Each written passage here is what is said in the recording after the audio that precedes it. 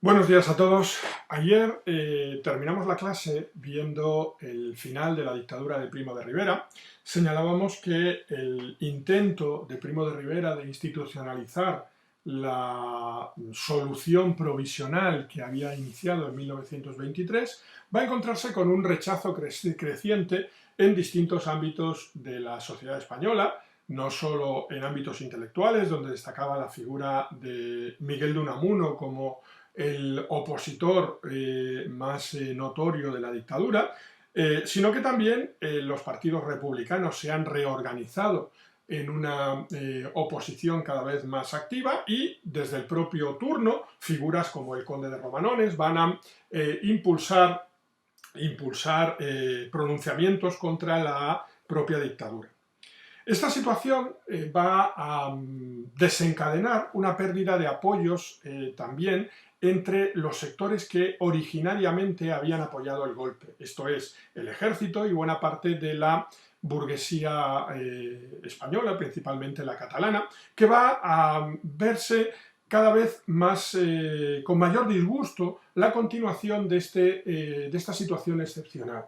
El resultado es que el 28 de enero de 1930, Primo de Rivera, en una decisión poco común en las dictaduras, va a presentar su dimisión como presidente del gobierno al rey Alfonso XIII. Se abre así un espacio extraño porque, por una parte, la situación excepcional que había marcado la dictadura en los últimos 7 años, la pérdida de tensión de los distintos instrumentos que habían sostenido la restauración en las décadas anteriores, hace que el rey se vea impulsado a mantener una situación de cierta excepcionalidad encargando nuevamente el gobierno a un general. Este general va a ser el general Berenguer, al que veis en la imagen, que se va a ocupar del gobierno entre enero de 1930 y febrero de 1931, fecha para la que entonces ya se ha producido el intento republicano de tomar el gobierno por la fuerza, el golpe de Estado republicano. La intención de la gente cercana a la figura de Alfonso XIII era ir preparando un retorno a la normalidad pausado. No obstante, este gobierno del general Berenguer va a ser muy cuestionado. Ortega le va a dedicar un artículo famoso en el que va a hablar del error Berenguer. Va a ser conocido el periodo como la dictablanda, en cuanto que el carácter excepcional que había marcado la acción de Primo de Rivera no se elimina y queda condicionado por ese pecado original que había sido la ruptura del mecanismo constitucional. A Berenguer lo va a sustituir el almirante Aznar en febrero de 1931, ya con los principales dirigentes de la conspiración republicana huidos o encarcelados, pendientes de juicio, y este dirigente, militar, va a intentar un acercamiento fallido a las posiciones republicanas. El plan que pretendía poner en marcha el gobierno de Berenguer I, de Aznar, y que impulsaba, como digo, la propia corona, era un retorno pausado a las prácticas de la restauración, pensando en unas elecciones municipales en 1931, las que finalmente se celebrarán en abril de ese año y cuyo resultado va a desembocar en la proclamación de la Segunda República, para, una vez recuperado el tono electoral y comprobado la eficacia de los mecanismos y de los resortes tradicionales del turno, convocar unas elecciones generales en 1932 que retomaran el curso normal de la restauración. Sin embargo, este proceso va a verse limitado por la acción de un grupo de conspiradores republicanos que en momentos sin ambajes y en otros actuando de manera clandestina, van a preparar un plan, recuerda en cierto modo a lo que va a ser el Pacto de Ostende, que produjo la caída de la monarquía de Isabel II en 1868, y van a reunirse en la ciudad vasca de San Sebastián. El Pacto de San Sebastián es el nombre que recibe esta reunión de distintos dirigentes de un número notable de partidos republicanos, donde acuden miembros del Partido Socialista Obrero Español, especialmente Indalecio Prieto, aunque no lo hace en representación del propio partido, y otros personajes que apoyan la reunión a título individual y que incorporan su prestigio intelectual, como es el caso de Gregorio Marañón. El Pacto de San Sebastián es un encuentro público, pero del que no han llegado actas oficiales y por tanto solo tenemos el recuerdo que de lo allí discutido van a ofrecernos los distintos participantes, un recuerdo que va a ir variando según analicemos las memorias de autores como Azaña o Alcalá Zamora, Miguel Maura, etc. Esto nos lleva a tener que plantearnos el alcance de lo acordado, o la naturaleza de lo acordado en esa reunión en San Sebastián, de la que la prensa, como veremos a continuación, va a dar una reseña. En cualquier caso, sí que parece que del Pacto de San Sebastián se va a impulsar un golpe de Estado que tendría como misión provocar la caída del régimen monárquico. Ese golpe de Estado va a tener lugar en diciembre de 1930, el llamado golpe de Jaca, donde los capitanes Galán y Hernández se ponen al frente de un destacamento militar y proclamarán la República, aunque finalmente el golpe va a ser sofocado por las fuerzas de orden público y los capitanes Galán y Hernández detenidos, juzgados según el código militar y sentenciados a muerte. Se convertirán, como veis en la imagen, en los primeros mártires de la próxima república, de la república que está a punto de llegar. En el Pacto de San Sebastián van a participar elementos de distintas fuerzas republicanas, entre las que destacan Alejandro Lerroux como líder del Partido Republicano Radical, Manuel Azaña, líder de Acción Republicana, Marcelino Domingo del Partido Radical Socialista con Álvaro de Albornoz y Ángel Galarza. Recordad que estos tres partidos habían formado en 1926 esa alianza republicana que aspiraba a liderar la oposición a la dictadura de Primo de Rivera.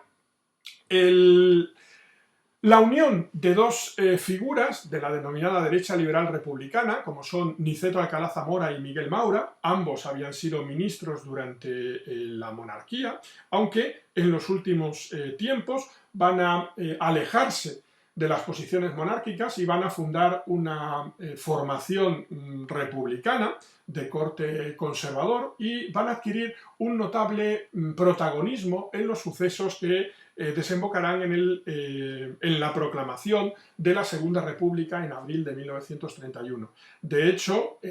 va a ser el liderazgo de estos personajes, tanto de Alcalá Zamora como de Miguel Maura, conocedores de las mañas y de las formas de actuar de los políticos de la Restauración, los que impulsarán a esa toma del poder que va a tener lugar en abril del 31.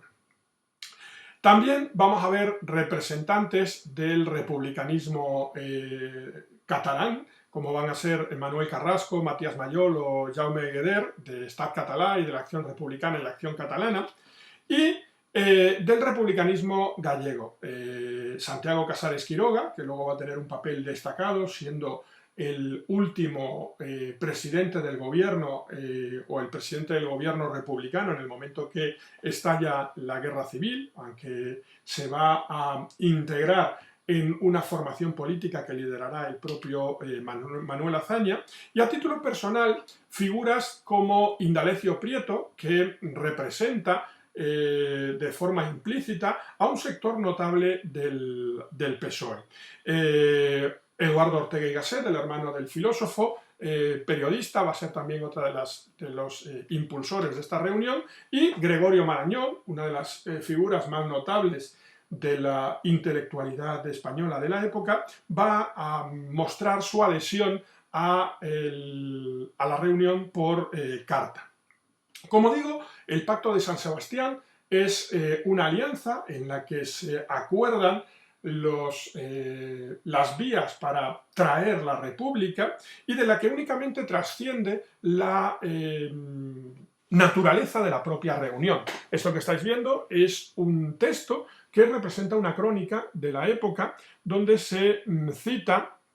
cuáles son los participantes y la intención de esa reunión. Sin embargo, los detalles concretos de la misma, cómo se acuerda los distintos pasos que habría que seguir para el establecimiento de la República, no van a quedar claros y van a ir variando según la versión que ofrezcan cada uno de esos participantes.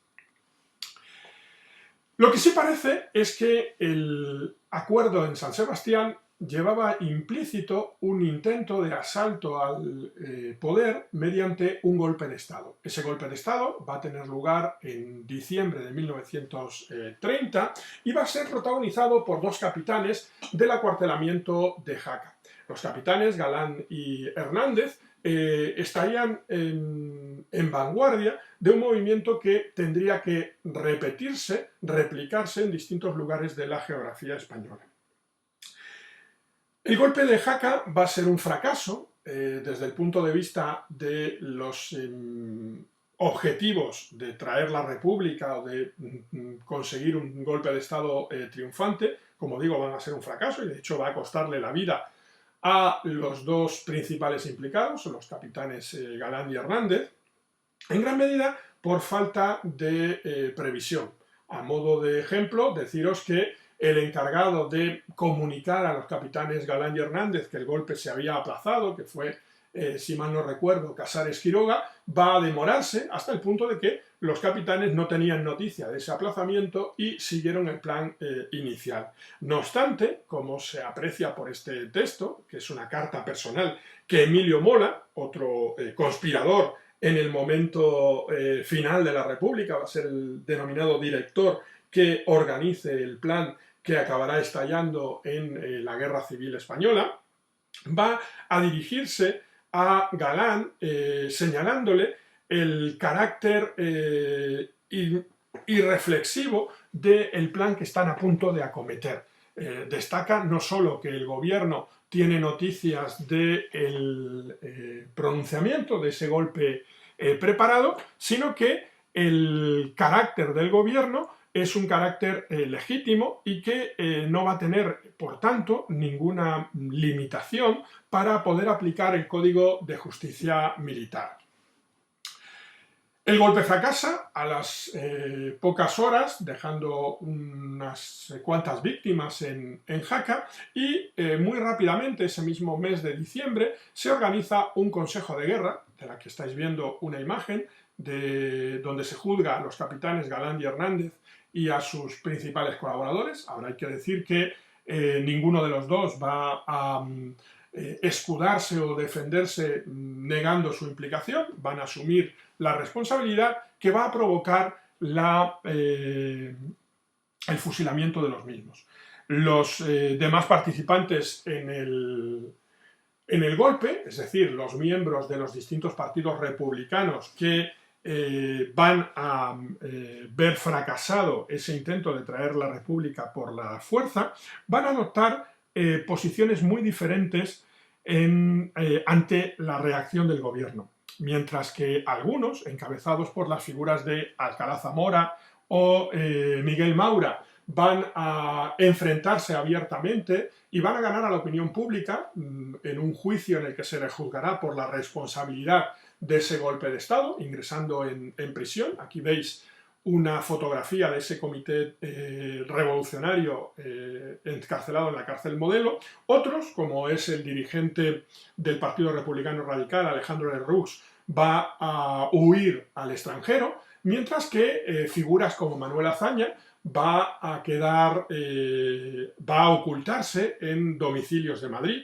Curiosamente, encargando a su cuñado, Rivas Cherif, que acuda a hacer las gestiones para poder seguir cobrando su sueldo de funcionario.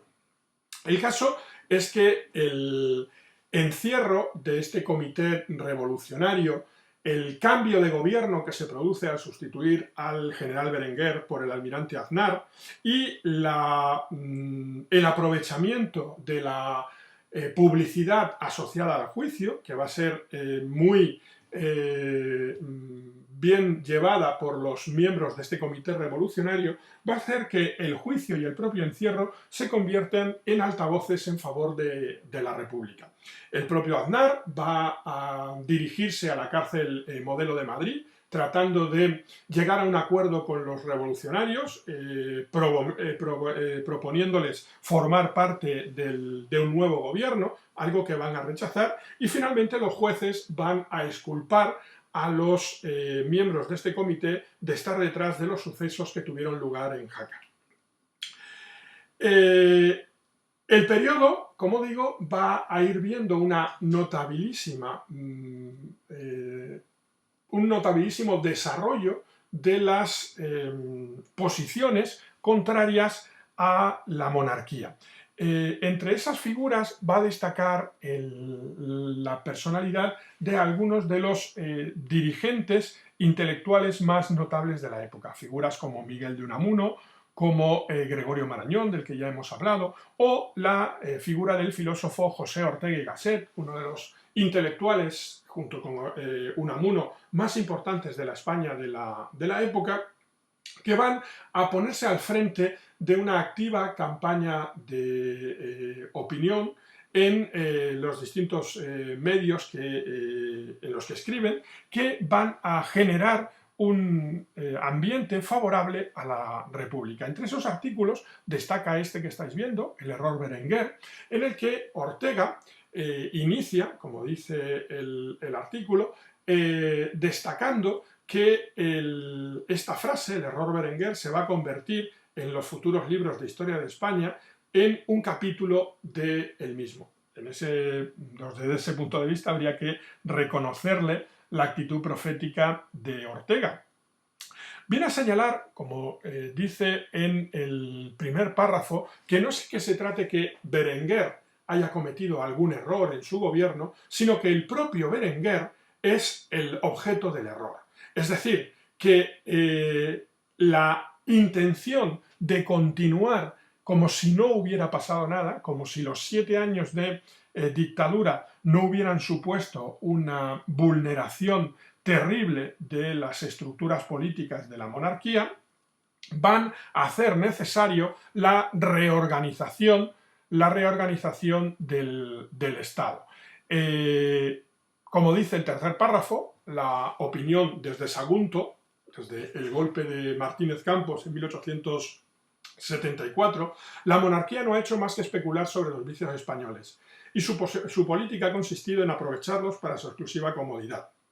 La frase que en los edificios del Estado español se ha repetido más veces, esta, en España no pasa nada. La cosa es repugnante como para vomitar entera la historia española de los últimos 60 años, pero nadie honradamente podrá negar que la frecuencia de esa frase es un hecho. Y remata el artículo señalando que esta vez se ha equivocado. Se trataba de dar largas, se contaba con que pocos meses de gobierno emoliente bastarían para hacer olvidar las amnesias del Tíbera de los 7 años de la dictadura. Este es el error Berenguer de que la historia hablará. Y como es irremediablemente un error, somos nosotros y no el régimen mismo, nosotros, gente de la calle, de 3 al cuarto y nada revolucionarios, quienes tenemos que decir a nuestros conciudadanos, españoles, vuestro Estado no existe, reconstruirlo. Y acaba rememorando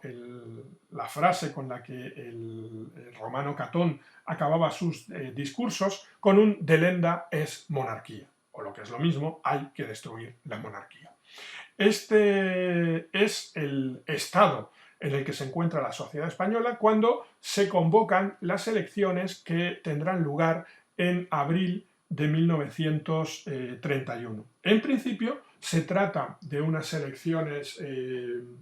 municipales, por tanto tienen como objeto elegir a alcaldes y concejales de los distintos municipios del país y a ellas van a acudir de manera conjunta las distintas propuestas republicanas en una candidatura única que va a resultar triunfante, como veremos en el siguiente tema, en las principales capitales de provincia. Desde el resultado de esas elecciones y sobre todo ante la inacción, el desistimiento de la propia monarquía, se va a desencadenar un proceso que en apenas unas horas, desde el 12 al 14 de abril, va a convertir a España de un país monárquico en un país republicano. Pero eso lo veremos en el siguiente tema.